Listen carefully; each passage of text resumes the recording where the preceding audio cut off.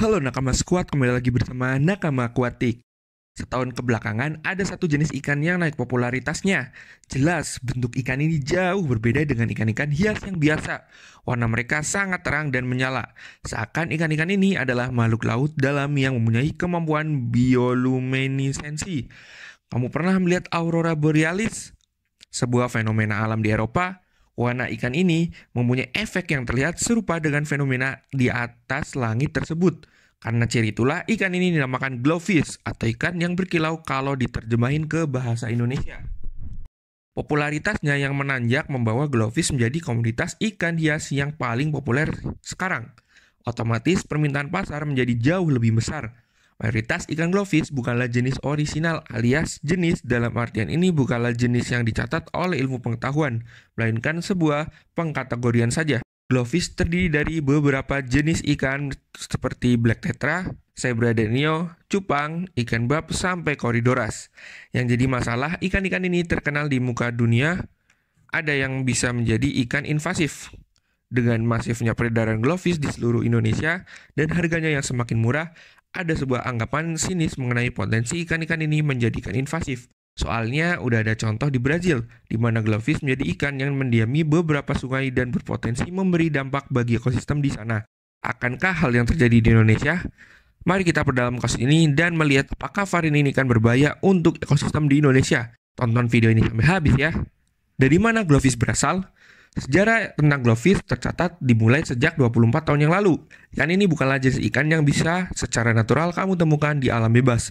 Karena sejatinya mereka adalah hasil eksperimen dari para manusia yang ingin menciptakan varian ikan baru demi tujuan mulia, alias untuk dijadikan indikator polusi air. Pada tahun 1999, Dr. Zhiwan Gong dan koleganya di University of Singapore berupaya untuk menciptakan ikan dengan bentuk baru menggunakan teknik rekayasa genetika yang melibatkan penyisipan gen fluoresen dari ubur-ubur dan koral ke dalam genom ikan zebradenio. Upaya ini adalah sebuah tindakan mulia karena goal utama proyek ini adalah mengembangkan ikan yang dapat mendeteksi polusi dengan cara fluoresensi selektif ketika terpapar zat-zat toksik lingkungan.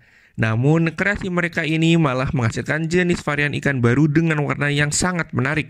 Gen dari ubur-ubur dan koral yang disuntikan ke dalam tubuh ikan menciptakan efek menyala bagi lampu neon dengan berbagai warna.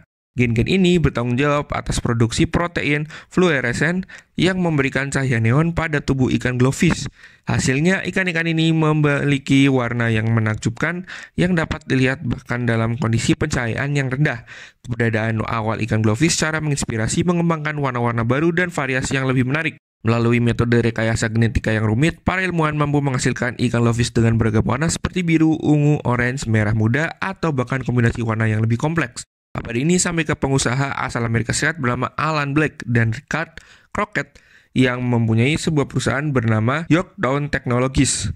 Varian ikan model baru dengan warna menawan ini menarik perhatian Alan dan Richard untuk mengkapitalisasinya sebagai jenis ikan hias baru. Mereka berdua berniat untuk memasarkan ikan-ikan ini ke seluruh dunia sebagai ikan hias. Sebuah deal ditandatangani dan akhirnya Yorktown Technologies mendapat sebuah hak penuh buat menjual dan memasarkan glowfish ke seluruh dunia sampai sekarang.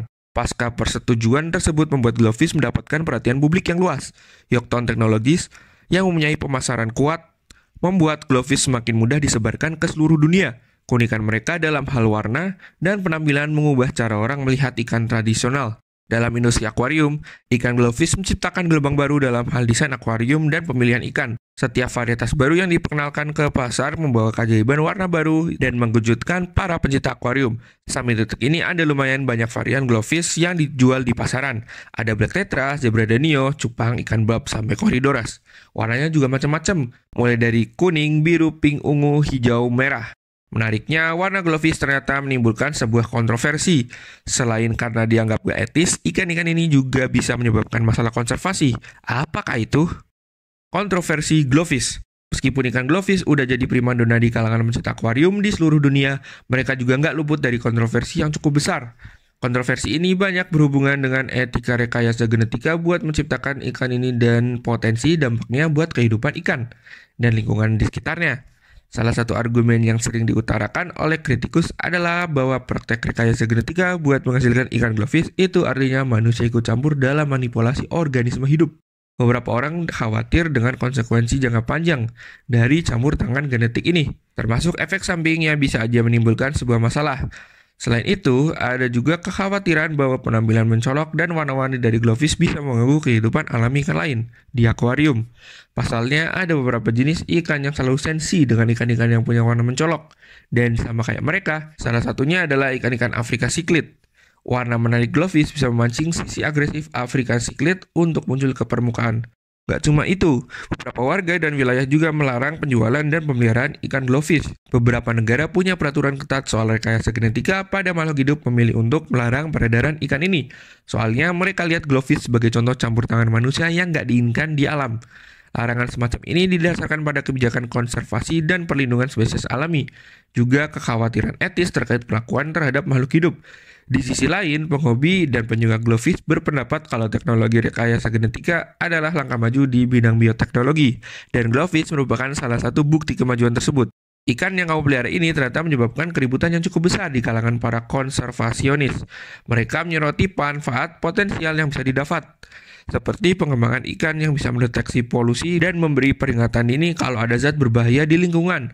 Hal ini bisa membantu pemantauan kualitas air dan memberikan wawasan penting buat melindungi ekosistem perairan. Dalam menghadapi kontroversi ini penting buat dengerin berbagai sudut pandang. Bicara soal etika, rekayasa genetik terhadap suatu organisme hidup memang sering dianggap gak pantas. Namun prakteknya banyak yang justru membantu manusia, seperti ikan nila GMO, dan yang paling umum dan populer adalah ayam broiler. Perdebatan seputar glowfish ini mencerminkan pergeseran pemikiran manusia soal hubungan antara rekayasa genetika, kelestarian alam, dan tanggung jawab kita sebagai manusia terhadap lingkungan. Meskipun kontroversi mengelilinginya, gak bisa dipungkiri kalau glowfish punya peran penting dalam mempercantik dunia akuarium dan memberikan inovasi di bidang ilmu pengetahuan dan penelitian genetika. Keunikan dan keindahan mereka berhasil bikin penghobi akuarium terpikat dan memberikan pemahaman yang lebih mendalam tentang potensi teknologi rekayasa genetika dalam menciptakan variasi dan peluang baru di industri hewan peliharaan dunia. Kontroversi lainnya adalah ada berita yang mengatakan jika glowfish udah berkembang biak di alam, mereka dianggap sebuah ancaman baru konservasi karena bersifat invasif. Benarkah begitu? Glowfish juga jadi ikan invasif. Pada tahun 2022 lalu, tepatnya di awal tahun, ada sebuah kabar yang cukup mengejutkan hadir dari Brasil. Pasalnya, ada yang menduga jika glowfish telah hidup bebas di alam liar. Hal ini cukup mengagetkan karena selama ini belum ada yang mengidentifikasi adanya glowfish di alam liar. Sebuah peternakan ikan ini di daerah tenggara Brasil katanya yang menjadi pusat kontroversinya. Pasalnya, ikan-ikan yang diternak di sana yang lepas ke sungai setempat. Ini adalah contoh langka dari hewan transgenik atau hasil rekayasa genetik yang secara tidak sengaja berhasil berkembang biak di alam. Dan hal ini menjadi keprihatinan bagi para biolog yang khawatir ikan eksotis ini dapat mengancam fauna lokal di salah satu tempat paling kaya biodiversitasnya di muka bumi ini.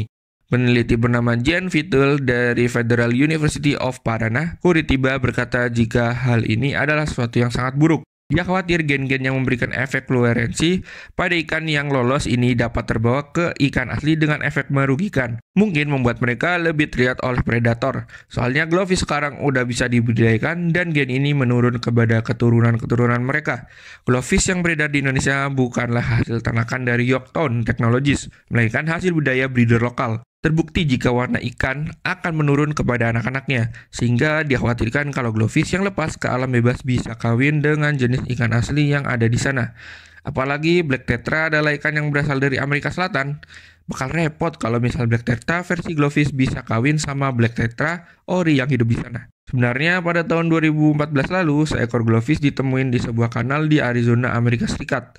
Namun ikan tersebut gak berkembang biak karena di sana ada beberapa predator seperti Gambusia holbrooki dan smallmouth bass yang mungkin memakan ikan tersebut. Berbeda dengan Amerika Serikat, Brasil adalah ekosistem yang sangat memanjakan glowfish untuk hidup di sana. Fakta ungkapkan jika jenis glowfish yang ditemukan di Brasil bukanlah varian black tetra, melainkan zebra danio.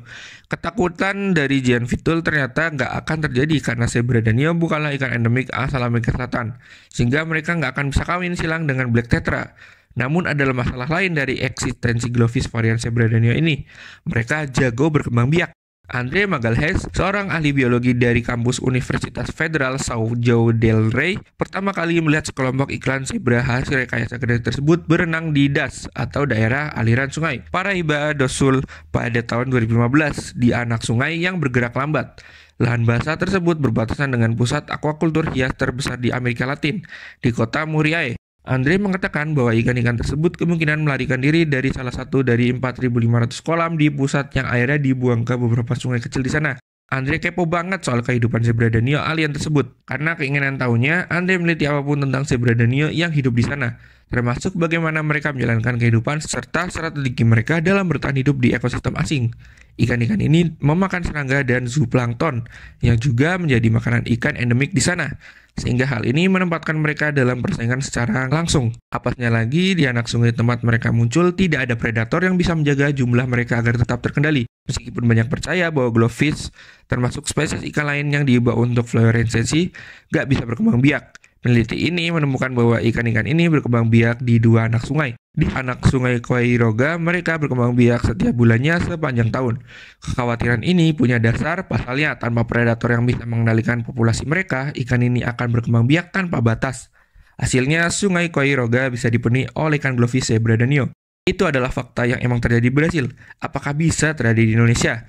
Jawabannya ya, bisa banget.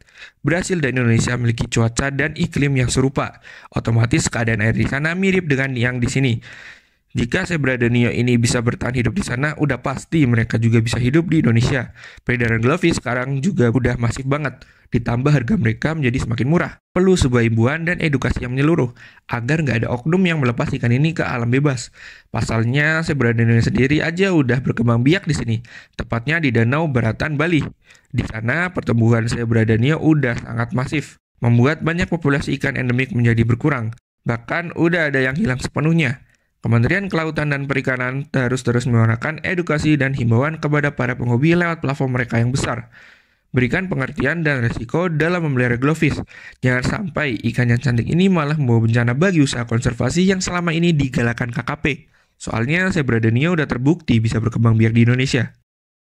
Kesimpulannya, penting untuk memahami bahwa setiap situasi invasi spesies dapat sangat bergantung pada kondisi lokal dan faktor lingkungan tertentu. Untuk mengevaluasi potensi invasi glowfish di suatu daerah, perlu dilakukan penelitian yang lebih mendalam dan pemantauan terhadap populasi ikan tersebut di lingkungan alami. Jika ada bukti bahwa glowfish telah menyebabkan dampak negatif pada ekosistem atau spesies asli, tindakan pengelolaan dan pengendalian yang tepat harus diambil untuk melindungi keberlanjutan lingkungan setempat. Jangan sampai glowfish yang cantik malah membawa kerugian.